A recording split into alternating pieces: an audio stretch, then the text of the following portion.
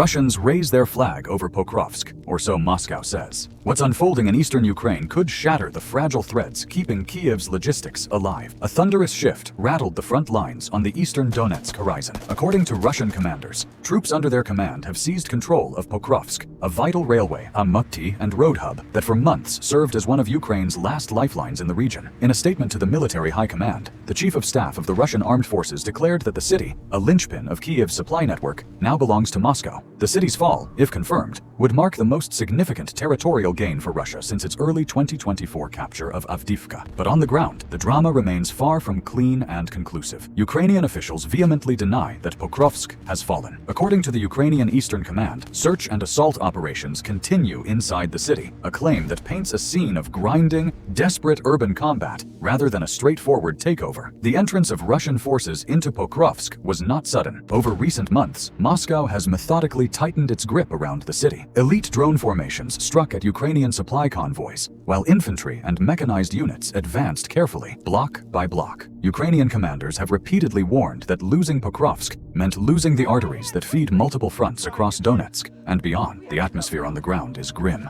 Before the latest push, Ukrainian defenders claimed to have eliminated over 1,000 Russian soldiers in the broader Pokrovsk agglomeration over the past month alone, a brutal testament to how fiercely Kiev is resisting. Despite those losses, Russian forces persisted. According to their reports, they now also claim capture of neighboring frontline towns, consolidating gains beyond Pokrovsk and pushing toward new objectives. This development arrives at a fraught geopolitical moment. A high-stakes diplomatic mission from the United States, involving a special envoy and close advisor to the U.S. administration, is scheduled to meet Moscow soon to advance a proposed peace settlement. By claiming a decisive military victory in Pokrovsk, the Kremlin appears to be maneuvering to strengthen its bargaining position before negotiations begin. But regardless of what maps or official statements claim, the reality among shattered streets, rubble, and ruined railways is far more chaotic. Reports from the Ukrainian command describe ongoing clashes, even as Russian flags were raised. A grim echo that control claimed on paper may not yet translate into ground truth. If Pokrovsk truly falls, the strategic consequences are staggering. With its network of highways and rail links severed or compromised, Ukrainian supply lines feeding far-flung fronts would be disrupted. The path toward major cities still under Kiev's control, such as Kramatorsk and Sloviansk, could become dangerously exposed. For the men and women still fighting inside the city, success or failure may hinge not on glamour or headlines, but on who can hold the next few blocks, strategic intersections, rail junctions, or even a single supply depot. For civilians, those who remain, mostly the displaced, the stakes could be survival or further flight. The urban core, battered by months of shelling and drone strikes, stands as a testament to war's toll, where every empty street, ruined building, and cracked asphalt carries the weight of thousands of shattered lives. The world watches, waiting for confirmation. For now, only two things seem certain. This battle is far from over, and the fate of Pokrovsk, and possibly much more, hangs in the balance. The roar of guns did not quiet when Moscow declared victory over Pokrovsk. Instead, it was drowned out by a deeper, darker uncertainty over exactly what has been lost, what remains, and how far the fault lines across eastern Ukraine now run. Russian sources insist their forces have completed a takeover of Pokrovsk and even the nearby Vovchansk. Their official statements claim the city is under Moscow's banner. Video apparently showing Russian troops marching through streets under a Russian flag has circulated. Vladimir Putin himself, addressing top commanders, hailed the move as a major step toward Moscow's long-term objectives in Donetsk. But on the ground, the picture remains murky. The Institute for the Study of War, ISW, a leading independent analytical group, warns there is no verified evidence that Pokrovsk has been fully captured. Fighting continues, and Russian claims may be part of a broader information campaign timed to strengthen Moscow's leverage in diplomatic negotiations. Ukrainian forces still report active combat, with dozens of Russian assaults recorded in and around the city in recent days, challenging the finality of the Kremlin's announcement. If the city has indeed fallen, the consequences for Ukraine's eastern front could be catastrophic. Pokrovsk has long served as one of Kiev's most vital rail and road junctions in Donetsk, a lifeline delivering ammunition, reinforcements, and humanitarian supplies to frontline units. With that artery severed, the logistical grid sustaining large swaths of Ukrainian defenses begins to unravel. Analysts warn this loss could accelerate Russian advances toward remaining strongholds, such as Kramatorsk and Sloviansk, leaving Kiev's eastern flank dangerously exposed. Equally significant is the psychological blow. For over a year, Ukrainian troops and the civilian population watched as Russian forces encircled Pokrovsk, carved off supply routes, launched relentless drone and artillery strikes, and infiltrated streets block by block. As of late October,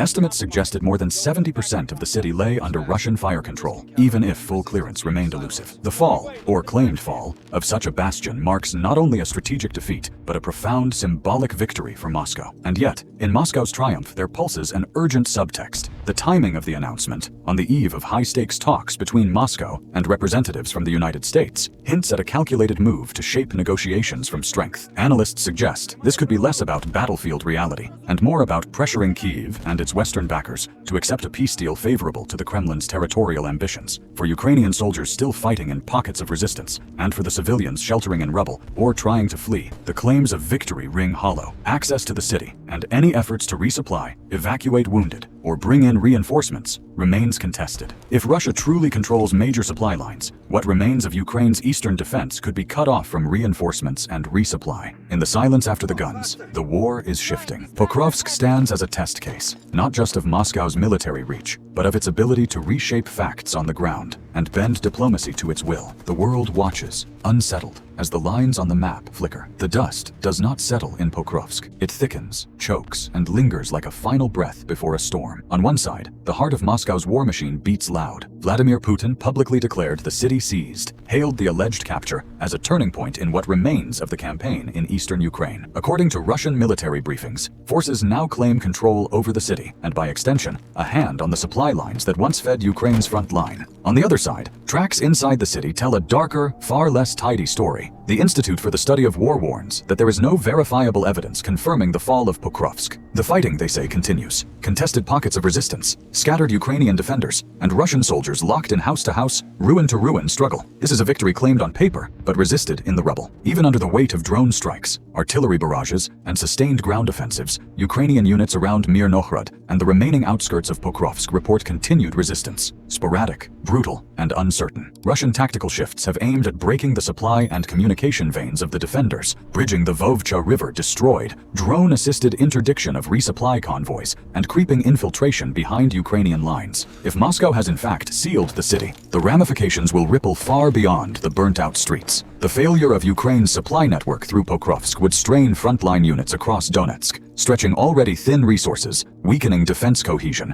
and undermining morale. The loss would not just be tactical, it would be symbolic. Pokrovsk once stood as a bulwark, a last major rail and highway node before the deeper rear of Ukraine's territory. Losing it would bring the war closer to what had been considered Ukraine's inner circle of defense. But the human toll is already settled. Civilians, ruthlessly displaced over months, have lost not only homes, but the fragile hope that comes with holding a city. Soldiers, whether Ukrainian or Russian, now move through smoldering neighborhoods, trapped between shattered buildings and shifting loyalties. The battle for Pokrovsk has become a living illustration of war's most terrible truths. There are no clean victories, only contested ground and uncertain futures. In the halls of power in Moscow, the capture is spun as a strategic victory, a bargaining chip for upcoming negotiations with representatives from the United States, leveraging territorial gains into political advantage. In the trenches and bomb-scarred neighborhoods of Pokrovsk, the truth is more fragile, a city shattered, a supply network fractured, and a war that may now enter a deadlier, more unpredictable phase. If you want more clear, fact-based reporting on events shaping the world, consider subscribing to the channel.